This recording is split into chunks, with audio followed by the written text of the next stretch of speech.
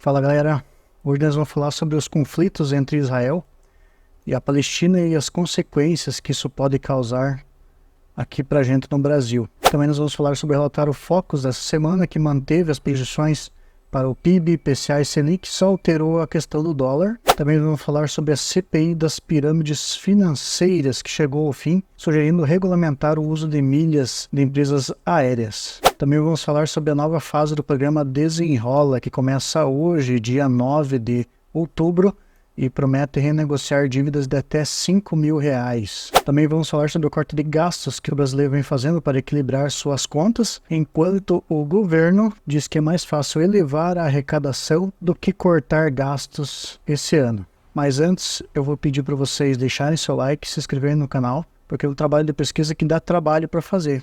Se vocês se inscreverem, curtirem, o YouTube vai saber que esse conteúdo é relevante e vai mandar para mais pessoas, tá bom?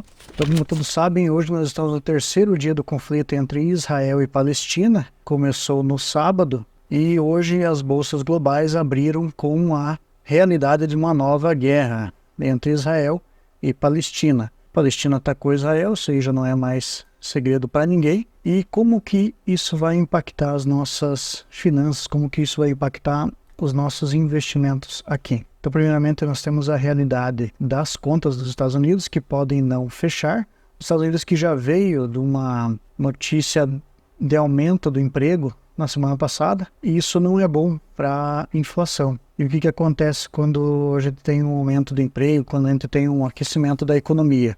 A inflação sobe. E, consequentemente, o Fed vai regular essa inflação, elevando ainda mais a taxa de juros. E isso vai acabar aumentando as contas do governo, tanto pela parte dos juros também, quanto pela parte de que eles vão enviar dinheiro para mais esse conflito aí, né? Já temos o conflito da Ucrânia e agora temos o conflito de Israel para os Estados Unidos se preocupar. Aqui no Brasil nós teremos impactos no agronegócio brasileiro, principalmente por conta dos impactos nos preços do petróleo, que afetarão a cadeia produtiva. Ainda não temos notícia de que afetou a cadeia produtiva do petróleo, porém, como é uma região do Oriente Médio ali, então já vai ter mais problemas para isso aí. E na Bolsa Brasileira nós já tivemos a notícia de disparada no preço das ações aí, 12h40, a Petrobras estava 4,21, a Prio já estava a 5,25, a RECV 3,663, então houve uma disparada nas ações relacionadas ao petróleo, por conta dessa possível diminuição da produção. Porém, até o momento não houve qualquer impacto na produção, não havendo qualquer mudança na produção a curto prazo. Também tivemos a notícia do Boletim Focus, que manteve as projeções do PIB, do IPCA e da Selic para 2023, somente alterando a expectativa de que o dólar feche em 2023 a R$5. Também tivemos a notícia do fim da CPI das pirâmides financeiras, que chegou ao fim sugerindo regulamentação de milhas de empresas aéreas. Era uma CPI que deveria ter seu fim em 28 de setembro, porém houve uma situação nova, né? Eles passaram a investigar também a questão do calote da 123 milhas. Para quem não lembra, no dia 29 de agosto, a 123 milhas protocolou junto ao Tribunal de Justiça de Minas Gerais um pedido de recuperação judicial. A empresa cancelou unilateralmente pacotes de viagens da chamada linha Promo. Então, além dos golpes com criptomoedas, os deputados ainda tiveram que se preocupar com essa situação das milhas. Então, como resultado dessa CPI, o relator deve apresentar um projeto de lei para pedir segregação dos ativos das empresas e dos clientes e conta individualizada para cada cliente nas empresas de cripto. Então, devido aos problemas dos consumidores com a 123 milhas, o relator deve incluir uma regulamentação de compra e venda de pontos de fidelidade das empresas aéreas conhecidas como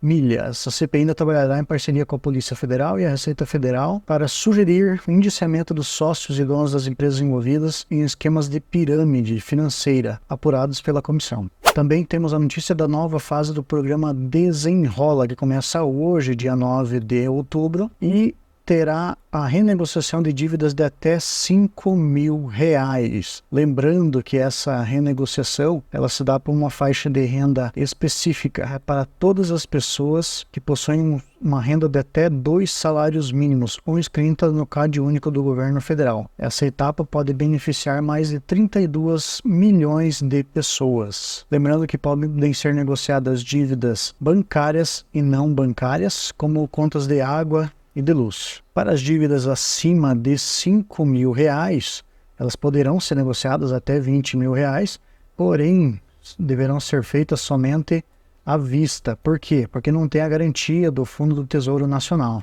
E para quem deseja se cadastrar nesse programa, o programa será feito pelo site oficial do Desenrola. Também trazemos uma pesquisa feita pelo Serasa, na qual ela trouxe o resultado de que 87% dos brasileiros cortaram gastos para equilibrar as finanças em 2023. Então, um ótimo sinal para a economia brasileira. Significa que o brasileiro está pensando mais a finança, está guardando mais o seu dinheiro para necessidades e para projetos futuros. Então, nessa pesquisa feita pela Serasa, chegaram à conclusão de que 87% das pessoas afirmaram que já deixaram de comprar algo para economizar. No entanto, apesar de que quase 9 a cada 10 brasileiros cortem gastos, no Brasil os nossos políticos eles andam num mundo à parte, basicamente. Porque a nossa ministra do Planejamento ela disse numa entrevista na quarta-feira passada que é mais fácil o Brasil elevar a arrecadação do que cortar gastos. Tebet afirmou numa audiência pública que a Secretaria de Planejamento avalia a qualidade das despesas para eventuais revisões. E ainda de quebra reforçou o ódio ao rico ao afirmar que é necessário tirar de quem não merece e dar para quem precisa. Sendo que quem são essas pessoas que não merecem o dinheiro público? Sendo que todos aqui nesse país pagam imposto e merecem ser atendidas.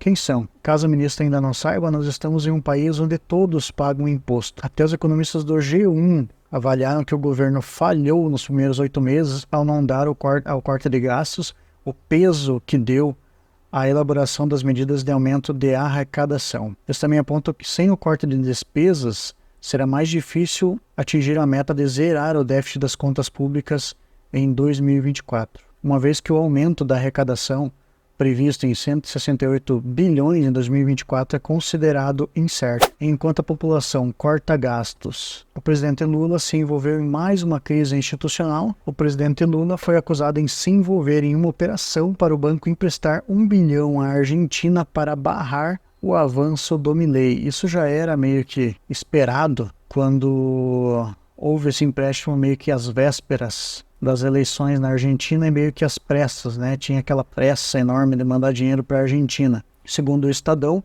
o presidente Lula contactou a ministra Simone Tebet e, segundo a reportagem, o Brasil precisava autorizar ainda naquele mês o empréstimo do Banco de Desenvolvimento da América Latina para a Argentina no valor de 1 bilhão.